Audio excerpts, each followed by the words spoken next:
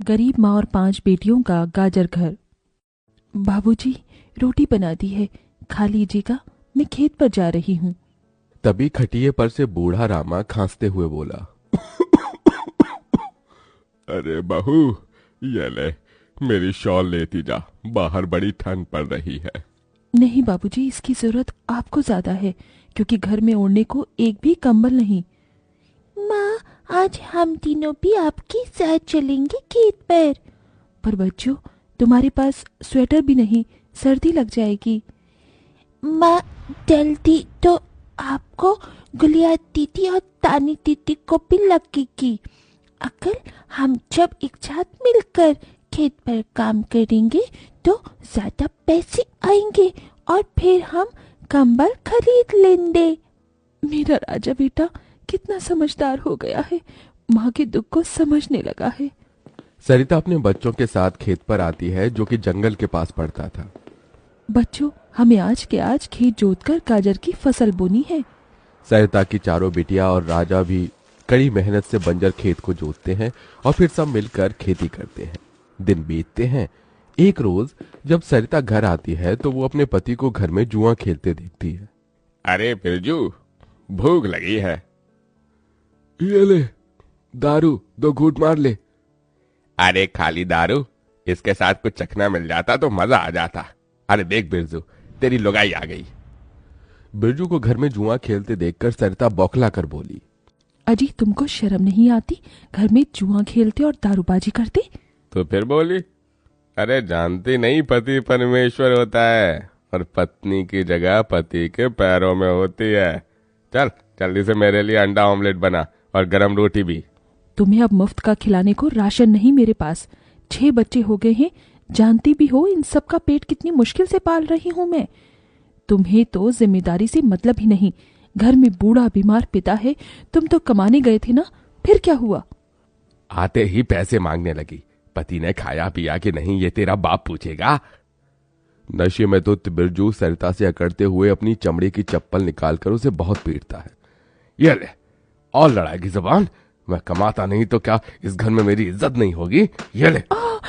बचाओ, ओह बचाओ, माँ को मत मारो पिताजी।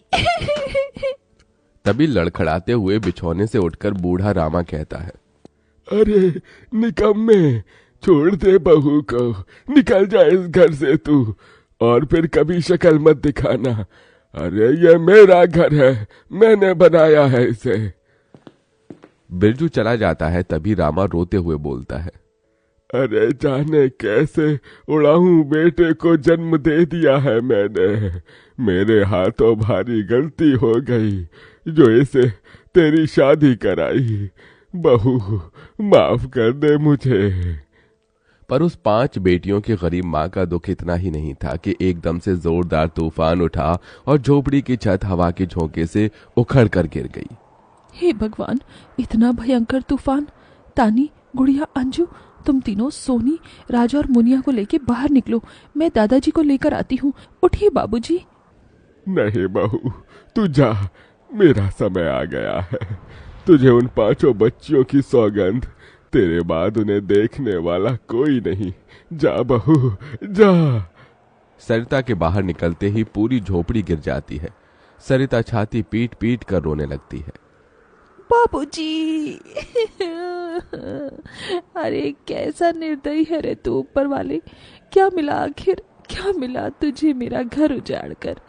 तू खुद तो अपने घर में सो रहा है और मेरी 5 बेटियों को बेघर कर दिया। जवाब दे, तू बोलता क्यों नहीं? सरिता को टूट कर रोता देखकर उसकी 5 बेटी भी बिलख बिलख कर रोती है। चुप हो जाओ माँ, रो मत। माँ, मुझे जल्दी ठंड लगती है। हे भगवान, इतनी बर्फ गिर रही है, मुझे इस ठंड से अपने बच्चों को बचाना होगा। सरिता सबका दरवाजा खटखटाती है, मगर कोई भी मुसीबत में उसकी मदद नहीं करता।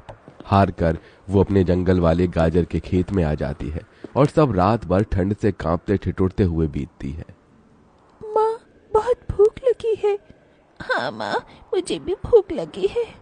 तभी सरिता की सबसे बड़ी बेटी तानी खेत में देखती है जहां लाल लाल गाजर उगे थे। देखो माँ, हमारे खेत में तो गाजर तैयार हो गए हैं। फिर तानी अपने सभी भाई बहनों को गाजर तोड़ कर देती है। ये लो मेरी बहनों, गाजर खा लो। अपनी बेटियों को ठंड में ऐसे देख उस गरीब माँ का मन अपार दुख से भर जाता है। अपनी इस गरीब लाचार माँ को माफ कर देना बच्चों, तुम्हें ये ठंड भोगना पड़ रहा है। तभी एकदम से दिन का माहौल रात सा हो जाता है और तेजी से बर्फ गिरने लगती है।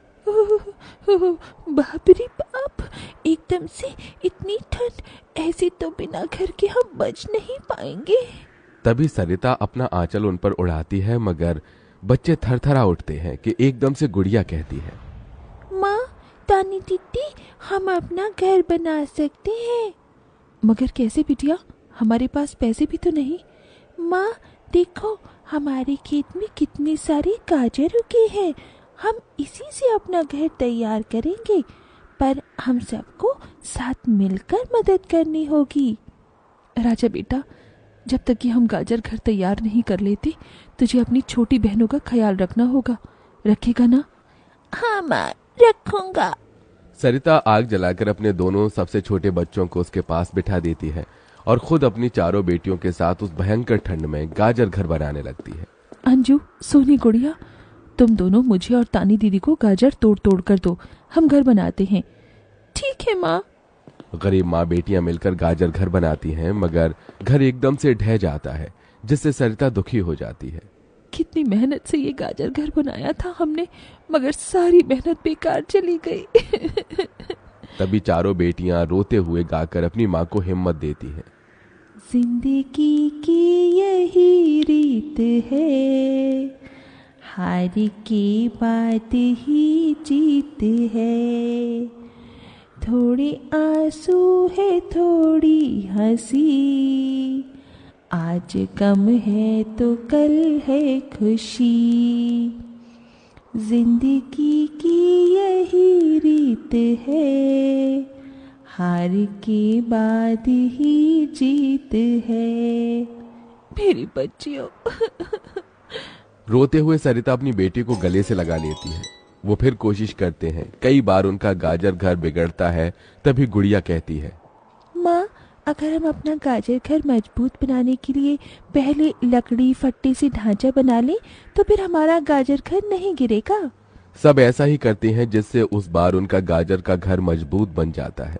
सरिता अपनी पांचों बेटियों और बेटे के साथ घर के अंदर आती है। तब जाकर उनके शरीर को गर्माहट महसूस होती है। अरे वाह माँ, दीदी, आप सबने कितना सुंदर गाजर घर बनाया है, और ये कितना गिलम भी है। तभी सरिता अपने बेटे बेटियों का मुंह देखती है। सबकी आंखों में भूख थी। मैं जानती हूँ तुम सबको भूख लगी है ना, अपनी माँ को एक दिन दे दो, मैं कल काम ढूंढ लूंगी। ठीक है, आज हम ये गाजर खाकर सो लेंगे। आप भी खा लो ना माँ, आपने 2 दिन से कुछ नहीं खाया। सोनी अपने नन्हे हाथों से अपनी गरीब माँ को गाजर खिलाती है। अगले दिन सरिता ठंड में इधर से उधर काम ढूंढने भटकती रहती है, मगर कोई उसे काम नहीं देता। इधर अब उसके खेत के गाजर भी खत्म हो गए थे, जिससे उसकी बेटियां भूखी थी और उसकी दुधमुही बेटी भूख से रोई जा रही थी। माँ, मुन्ना को भूख लगी है, उसे खाना चाहिए। छोटी बच्ची खाना नहीं खाती राजा, इसे दूध पीना है। हे बसुरी बजैया, एक माँ की ममता की इतनी भी परीक्षा मत लो कि वो अपने बच्चे को दूध भी ना पिला सके। तभी सरिता को द्वार पर एक गाय के रंभाने की आवाज सुनाई दी। माँ, लगता है बाहर गाय आई है। सरिता अपनी बेटियों के साथ बाहर आकर देखती है तो गाय के थन से दूध की धारा बहे जा रही थी। इस गाय के थन में कितना दूध गिर रहा है।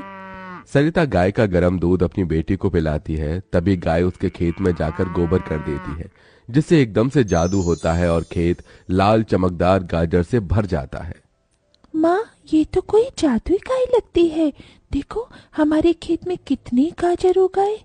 हाँ गुड़िया, मैं जादुई गाय हूँ। मुझे वरदान प्राप्त है, जिस भी बंजर खेत में मैं गोबर करूंगी वो फसल से भर जाएगी।